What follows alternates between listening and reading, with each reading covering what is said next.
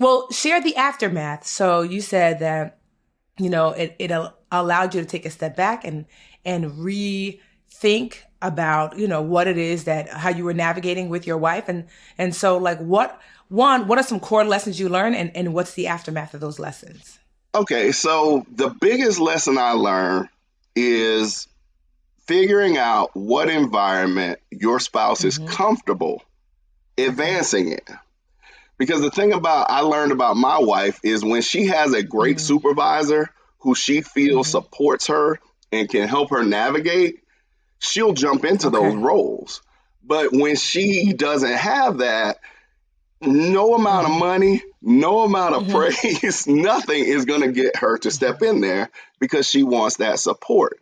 And, just thinking about other spouses going through this with me because you get so frustrated because I grew up in that area. If your boss offers you money, Mm-hmm. you take it, right? And you just work your way up. But for a lot of people, like you said, enough is enough and they're grown. But learning, all right, what is it that will make them move? And here's a question I have for you because there's a difference for me in knowing when your spouse has enough and knowing when Mm-hmm. something's wrong, right? And I think for me in this situation, I knew something Mm-hmm. was wrong.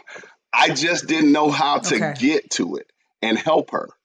And so I was curious about your thoughts on the difference Mm-hmm. between the two of those, like knowing when they have enough and knowing really when something's Well, wrong. one of the things I learned being with Jarrell for a number of years is that for both he and I, is that sometimes um, even just asking the question, are you just wanting to share or are you looking for feedback? It's okay to ask that clarifying question because sometimes I just want to rant. I'm not looking for you to fix it.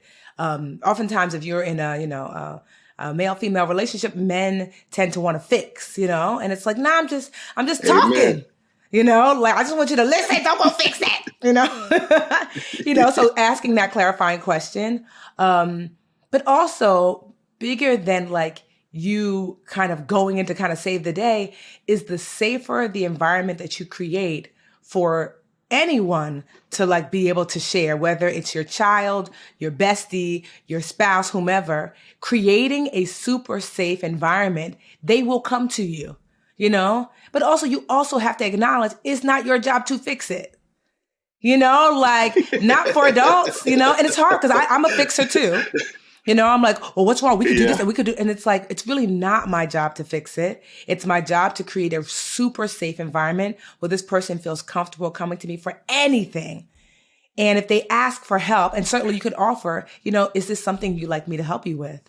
If they say no, allowing them to figure it out on their own, but always letting them know the light is still on. If ever you're wanting my help on this, I'm here. I know it can be hard to watch people struggle on their own, but that is the human existence, right? You are in charge Yeah. of your journey and path. And so that's what I just say that like, creating a safe environment and you have to reaffirm that environment. You can't just say it once. It's like, and it's not just saying it, it's doing it because a safe environment looks like this. Like, let's just say, for example, parent to child. If I tell my mom, when I'm a kid or a teenager, like, I was out with my friends and they started smoking. They were smoking. Were you smoking? Oh, I already know. I can't tell her nothing, but Yeah. if I'm like, I was out with my Yeah. friends, mom, and, they were smoking. Okay. And, they asked me to smoke. Okay. But I didn't want to, but I'm not really sure how to say, you see, like it's like what you Yeah. don't say oftentimes. It's not just what you do say. So creating that environment where it's like, okay, well, whenever I tell Kevin something, it's a safe space to just share. And if I do need help, he's there. And when I don't need help, he doesn't force help on me. This is a safe space. I think that's the best thing you could do in a relationship. That Jarrell and I got really good at that right before he passed away, which is like really creating a super safe environment where you could share anything, and not feel like the other person was going to get angry with you, judge you, or try to wrestle away control and fix it for you. Wow, it's interesting because that's the space we got into, and that's why I felt my marriage Good. leveled up. Because it put us into that old marriage advice about fix it, feel it, Mm-hmm. or forget it. That's something someone told me a Mm-hmm. long time ago. Ask your wife, Mm-hmm. literally, Do you want me to fix it? Do you just want me to Mm-hmm. feel your pain? Or do you want me to just listen, let you rant, Mm-hmm. and forget it? And in this space, she really wanted me to feel Mm-hmm. her frustration. And I was able to listen and listen with an open mind and not Mm-hmm. answers, like you said, Mm-hmm. not fixing. And what we began to talk about is okay, I've got you. So we're well enough in life that if you are so stressed out that you need to Mm-hmm. step away, I've got you. We're well enough that if you need to find another job with a pay cut just for your happiness, Mm-hmm. I've got you. And that really resonated with her. And just to show you how Mm-hmm. good God is, uh, just man, that follow up was in August. I think it Mm-hmm. was September. She started getting calls See? about new jobs. She interviewed and she See? got hired in a new See? job on October 31st, making more Okay. money. She's Good. happy. She's coming home talking about all the See? great stuff at work rather than a pop or Yeah. complaining. And just to see that smile on her face, because again, my letter was really about my Mm-hmm. wife is hurting and I I don't got know how that. to help her. Please help me help her. And you ladies, I can't even tell you how grateful Mm. I am.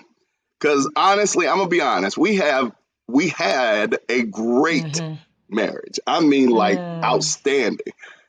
To hear that advice or and see what it has done to us and taken Wow. us to another level is just I love mind that. blowing. Oh So my gosh. thank you Honestly, so Kevin, I love much. that. Like I say that, like I was just talking to a friend of mine who is struggling in his marriage.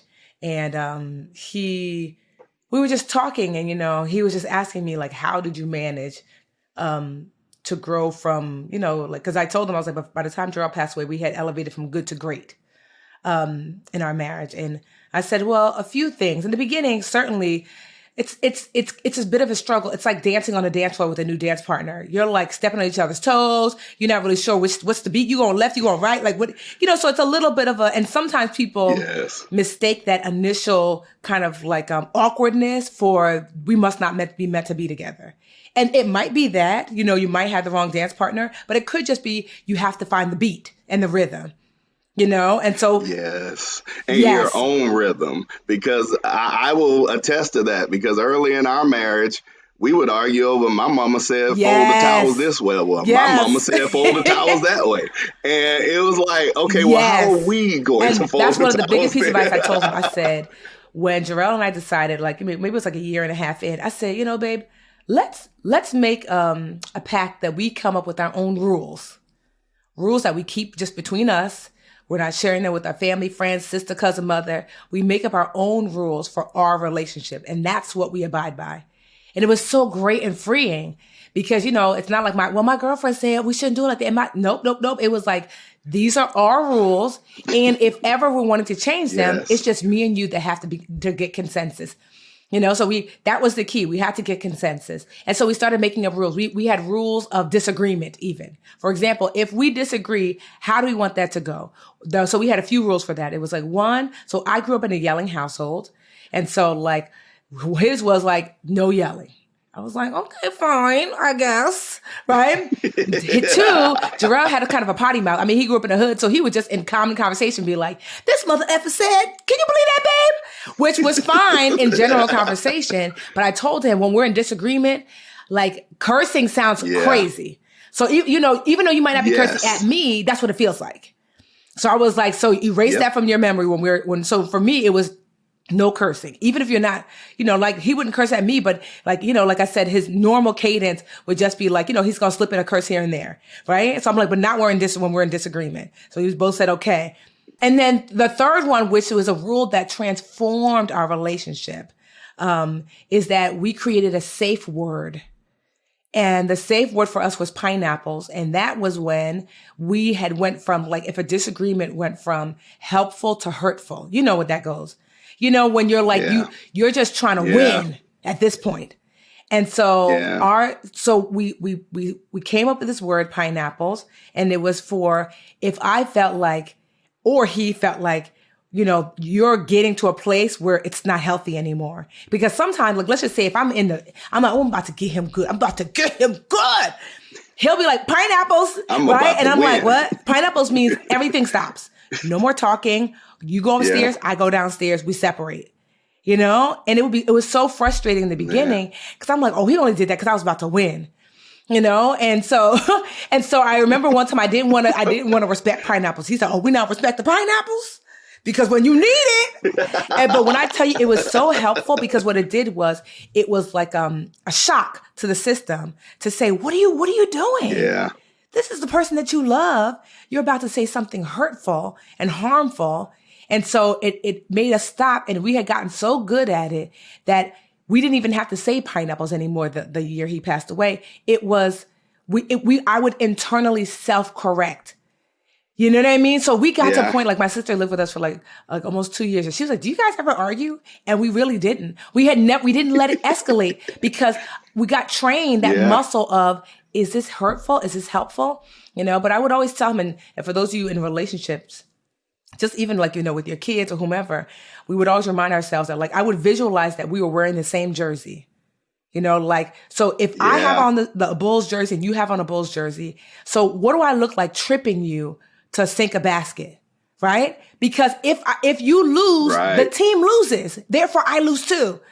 Like I cannot win over you because if I win over you, then you lose and we all lose. And so even when we were like gearing up for like a disagreement, like I would visualize, this man has on the same jersey as me. So like me winning is not really a win. I cannot win without him. We have to both win in this. And so that just helps a lot. And I love to hear, because the world will tell you that like there are no successful Black relationships, and that like Black love is dead, or just love in general, and or that everything is struggle love, whatever that means. And I'm here to say that not that I know like a ton, but I know a good enough amount of people who are realistically happily married.